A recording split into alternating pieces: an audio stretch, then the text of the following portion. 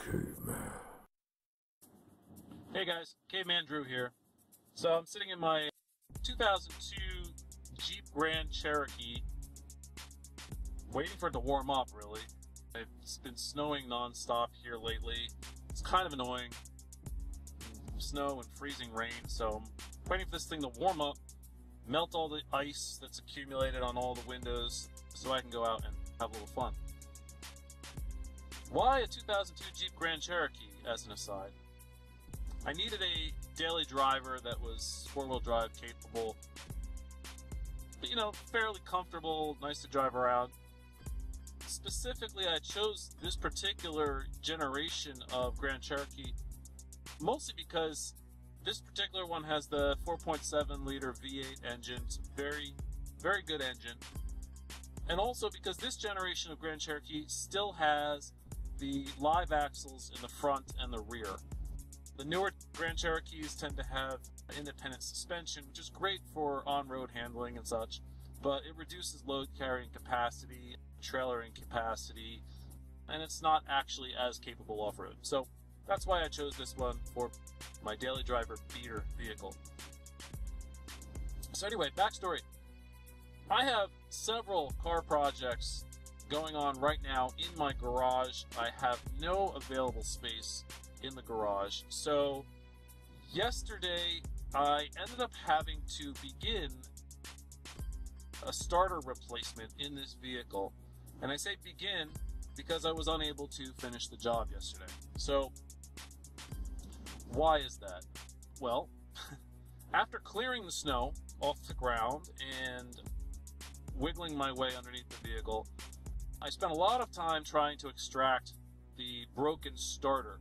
This starter gave me trouble for a while. The Jeep wasn't starting reliably, and then finally got to the point where all I get when I turn the key is a little click. And that clicking sound is the solenoid trying to engage, but failing to do so. So click, click, click, starter's done, needs to be replaced. So anyway, I wiggled my way underneath this vehicle to extract the broken starter and found that it's very compact down there. Very little room to remove the starter, but turns out there is just enough. So I didn't take any video of this process, but I'll talk you through it. It's fairly simple. You need a 15 millimeter box wrench, ideally a 12 point, because there's not much room to swing the wrench underneath there. So I would get that. Also a 15 millimeter socket. A short socket is fine.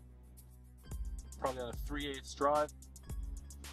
And this is to extract the two bolts. One goes through the bottom in one direction, the other one goes through a top hole in the other direction through the bell housing on the transmission. So these are fairly tight, especially if they are the original stock installation. Apparently the torque specs are 40 foot-pounds, which, most fairly strong guys can break 40 foot-pounds by hand, but given the space limitations and the awkward angles that you're trying to turn the wrench, it's fairly challenging. So good luck with that. I was able to do it, so I'm confident you will be too.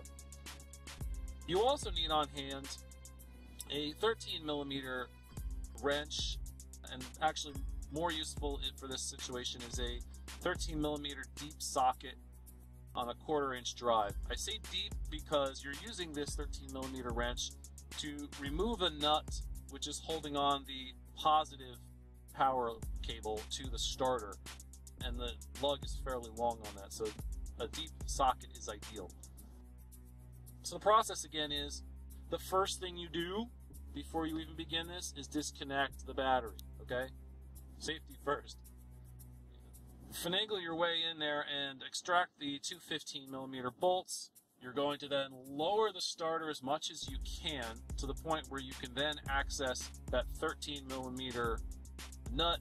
Take that off, take off the power lead. It's actually kind of tricky to pull that off, but usually a little flathead screwdriver jammed in there, you can pop it off. And then there is a small wire that you have to disconnect. This is a big pain in the ass. It's one of those connections that requires you to push out the red plastic retainer first before you can then separate the two halves of this wire connect. So get a small flathead screwdriver, work your way in there. There's a little tab you'll notice that you can push on, and ultimately, if you can jam your screwdriver in there just right, you'll also simultaneously push that red piece of plastic out of the way, and you'll be able to then separate the two halves of the wire. So good luck with that. It's kind of a pain in the ass, but you can do it. At that point, you have to then maneuver this starter around between all of the various pieces of the engine bay that are nearby, and this is difficult. You'll be doing a lot of twisting. Let me give you this piece of advice that I found nowhere else, but I found very useful once I figured it out. So the tightest part, the tightest area for trying to extract this starter is between the upper suspension arm on the passenger side and the catalytic converter that's in that same area. Very tight. I would say in the normal stock height vehicle, the space between that arm and that catalytic converter is just slightly inadequate.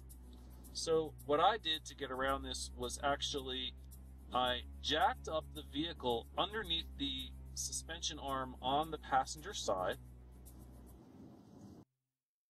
Basically, the suspension reacts the same as it would if you were to drive up a rock, with your tire on that side of the vehicle. So it's actually compressing the suspension a little bit, which actually has the effect of raising that upper control arm just enough where you can then pop that starter through the gap and then drop it down through the bottom of the vehicle. If that proves to not be quite enough, the next thing I would suggest is remove the wheel and tire, and then go get your spring compressors, compress the spring even further. You should have, at that point, enough room then to pop that starter out. As I said, it's very tight, pain in the ass. So, I took the starter out, got my brand new starter out of the box, compared them. They were essentially the same, but I noticed that my new starter was actually a little beefier than the original and had about a quarter to a half inch of additional length on the starter motor, which didn't seem to be a problem until, of course, I considered the fact that it was tight as hell in the first place. So, the first step to reassembly is to reconnect that wire and finagle that little red clip back into place to hold it together. Then you pop it fully into place between the suspension arm and the catalytic converter. Shift it, shimmy it as much as you have to back to the position approximately where it gets installed. Then you should have enough space where you can again pop on the positive battery cable, the positive cable, put your nut back on there with the socket.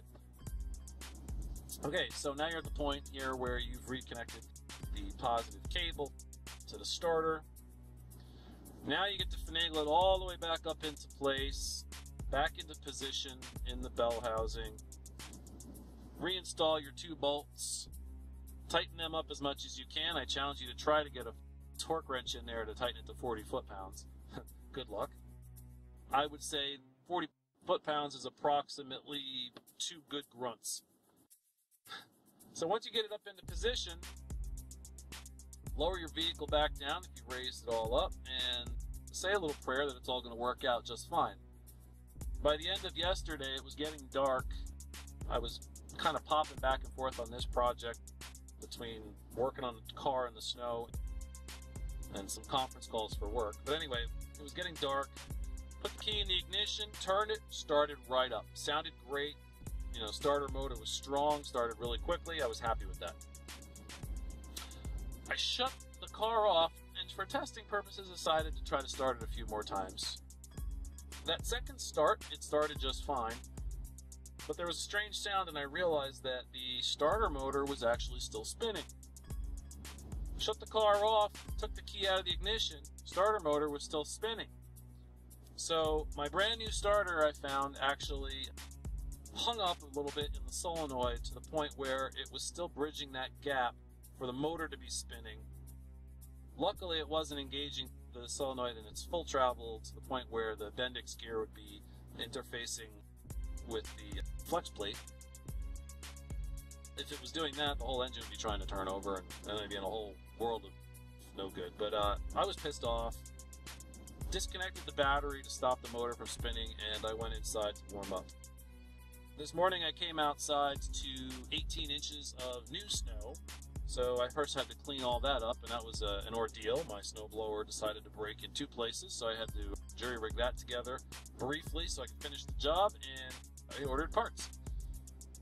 Let's hope I get the right ones. Anyway, so came out, connected the battery again on the Grand Cherokee, and the starter motor was spinning as I kind of expected it to be. So I slid underneath the Grand Cherokee. I took a breaker bar actually, and just kind of reached up, and you could just barely tap the side of the solenoid with the breaker bar. So I tapped that lightly, I don't know, 3 or 4 times. Came back out, reconnected the starter. This time it's silent, so the light tapping did successfully free up the solenoid. This time, turned the key, started right up, and died. And of course this concerned me for a brief moment until I thought about the way the computer tends to work and has to relearn. So started it up. This time I gave it a little gas with the accelerator. Of course, in a fuel-injected vehicle, you're not actually pumping fuel in the way you would in a carbureted vehicle, but it does at least open the butterflies on the throttle body. So I was able to get it to run, and as long as I kept my foot feathered on the gas, I was able to keep it running at about 1,000 RPMs, or run smoothly, of course, anything above that as well. A couple times of doing this, I'd take my foot off the accelerator and the car would die. But anyway, a couple times of starting it and doing that, the PCM, I think, tended to relearn where the ideal idle RPMs would be, and it's been running and starting fine all day.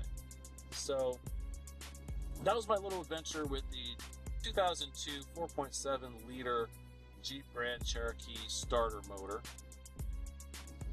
I hope you found it entertaining, and if you need to undertake a task similar to this, I hope you found it informative. Cheers.